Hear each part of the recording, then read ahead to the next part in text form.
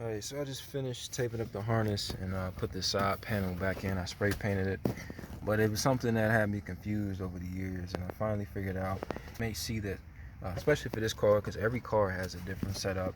But this is a '01 Buick LeSabre, and I'm noticing that the inner panels of this are damaged. And actually, I got to take this one out of this car because it's not all the way in.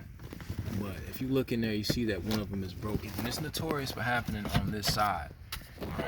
I didn't even know that you were supposed to actually remove this first, then press this in. It comes in easy, no resistance, and then you put this on top.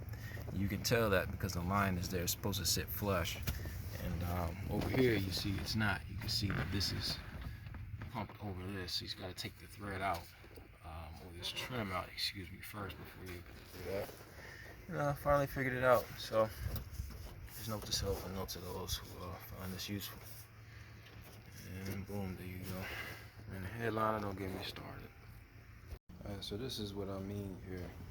This is the new panel that's going in. You can see that all of the prongs are on here. And over here, we got one missing there. That one's fine. This one's bent. That one came off. And that was all because that trim, trying to force smash this in, and that trim is acting like a spring and actually popping it back out. And then on top of that, this was actually like this when I got it from a junkyard, so I'm pretty sure someone came across the same problem and messed it up. But I ended up wasting some spray paint on this, and then I'm finding one that's good. So now we know how to do it. Go ahead and do what I did on the driver's side. And might as well go ahead and paint the other trims too while I'm at it, just to give it a freshen up.